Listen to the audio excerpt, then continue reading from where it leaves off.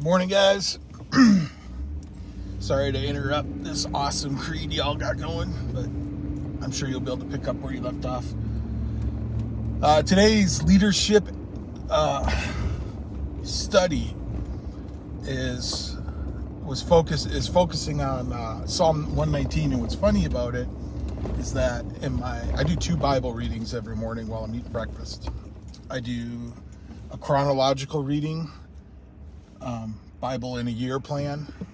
It's not always chronological, but I do a Bible in a year plan.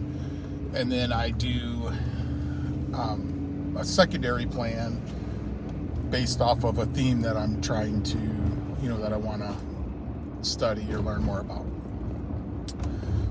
And what was funny is that today, Psalm 119 was the focus verse for both my chronological and my leadership study.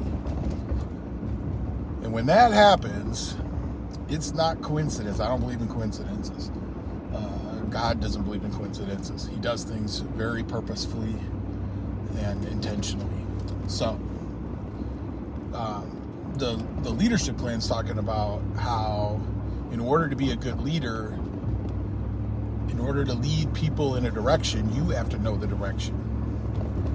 And how do we get that direction?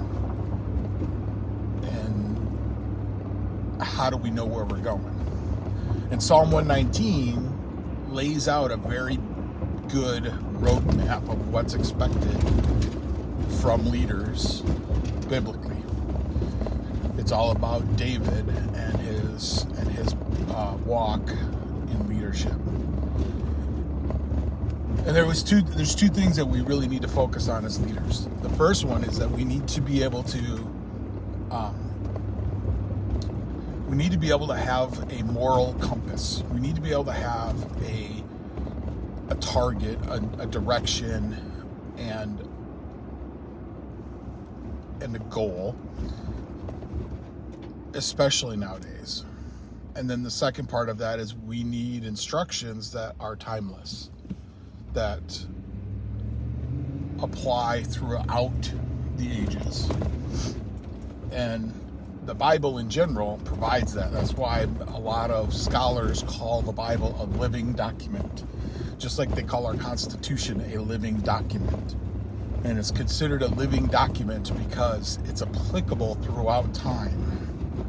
Now, to understand some parts of the Bible, you definitely need to have context. You need to understand what was going on during the time to understand why people did the things they did.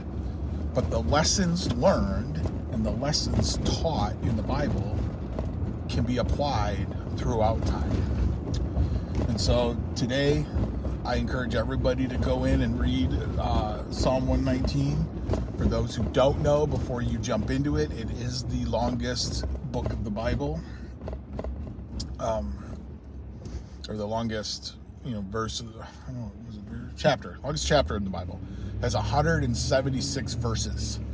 So, if you're jumping into that one, just make sure you're keeping that in mind. Set aside some time. It takes probably, a good 10 minutes just to read that one chapter. So, but there's tons of good stuff in there. So, I hope you all have a wonderful day. I look forward to hearing the rest of your Apostles' Creed. I just wanted to throw this out there and make sure that before you make a response, and this is a lesson that applies to anything, before you respond to something, make sure you know the answer. If you don't know the answer, then don't respond or say, I don't know. Like, obviously, if you have somebody in front of you asking you a question, you would say, I don't know, I'll find out.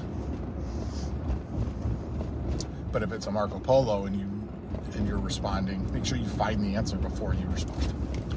Love y'all.